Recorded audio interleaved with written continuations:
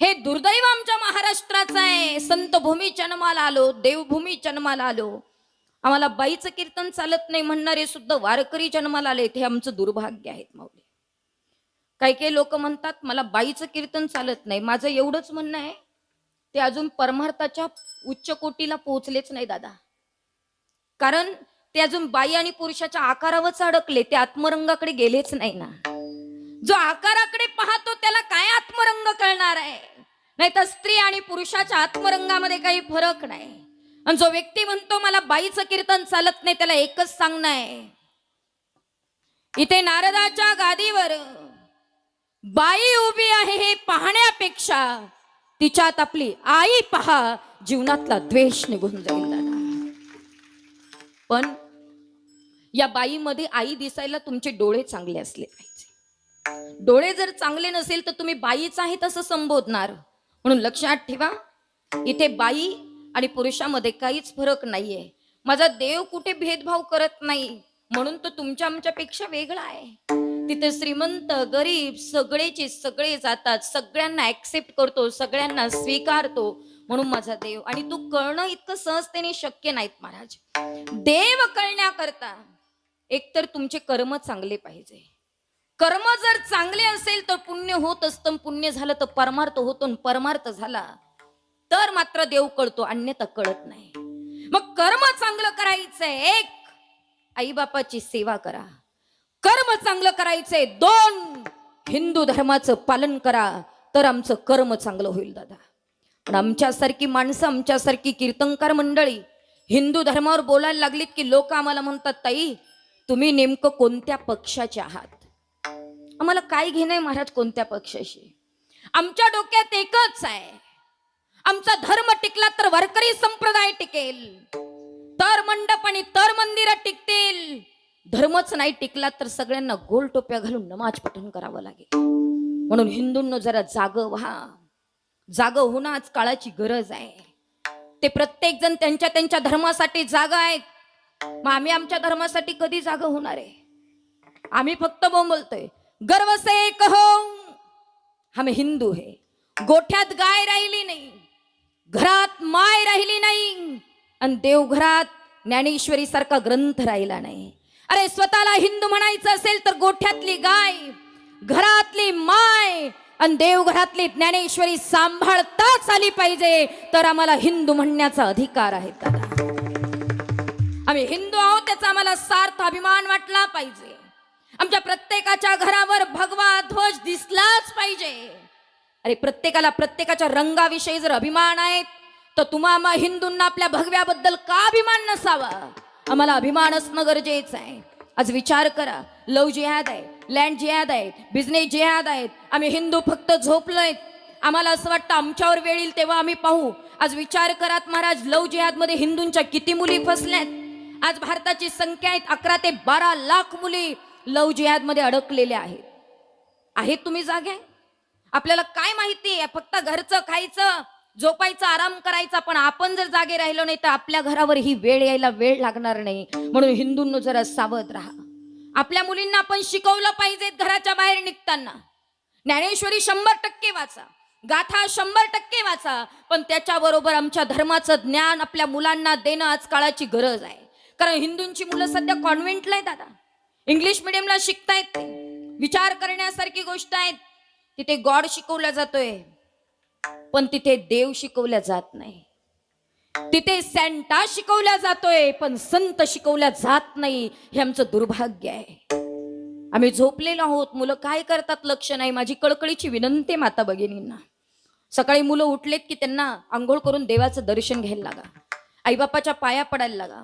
आणि कितीही स्टँडर्ड शाळेमध्ये, किती इंग्लिश मिडियमला मुली गेल्यात तरी कपाळाला टिकली लावल्याशिवाय मुलींना शाळेत जाऊ देऊ नका. माझी तुम्हाला कळकळीची विनंती आहे. हातात बांगडी असली पाहिजे, कपाळाला टिकली असली पाहिजे, पायात पैंजण असलं पाहिजे. पण आम्ही काय करणार?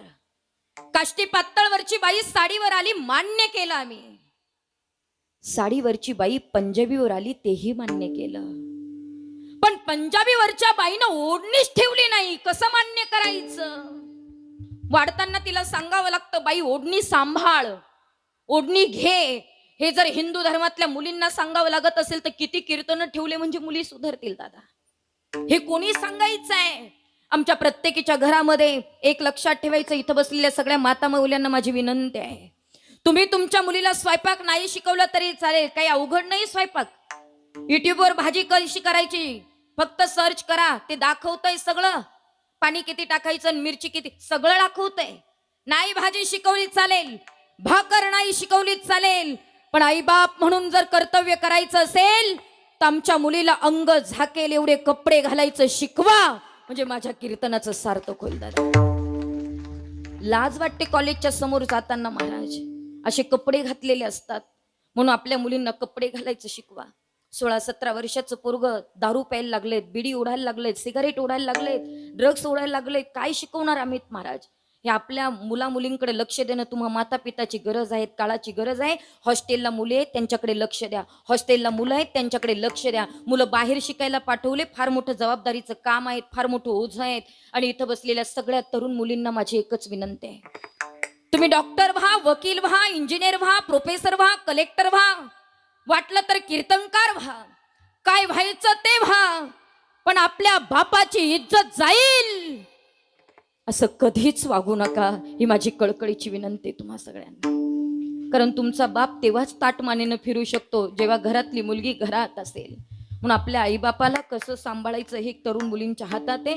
मुला मुलींवर चांगले संस्कार करा, हिंदू धर्माचं पालन करा. खूप मुली महाराज लव जिहादमध्ये गेल्यात. माझी तुम्हाला कळकळीची विनंती, धर्माचं पालन करा.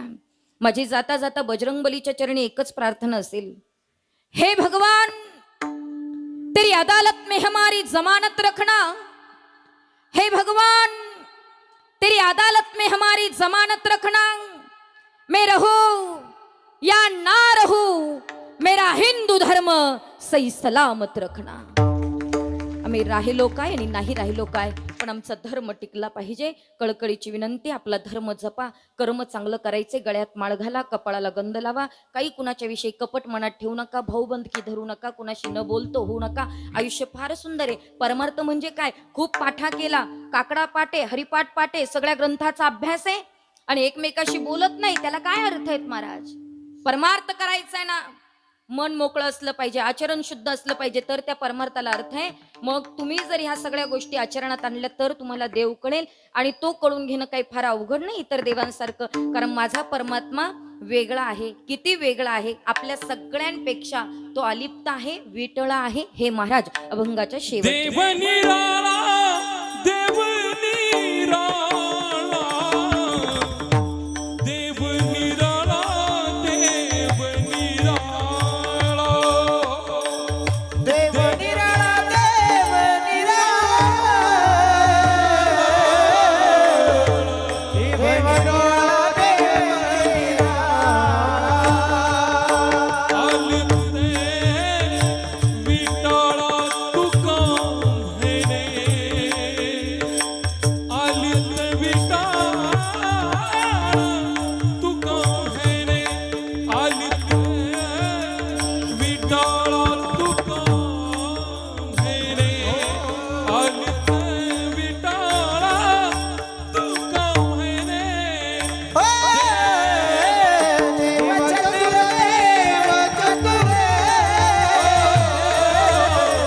देव चतुर, देव चतुर,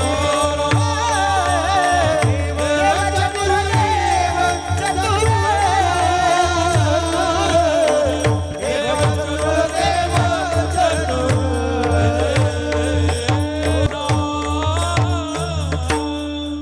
देव निराळा, देव निराळा, अलिप्त विटळा तुका म्हणे. महाराज म्हणतात तो जाणत आहे, किती जाणता एकट्याची सत्ता चालते, किती रंगातलं ओळखतो आणि किती वेगळा आहे. आपल्या सगळ्यांपेक्षा तो विटळा आहे, वेगळा आहे.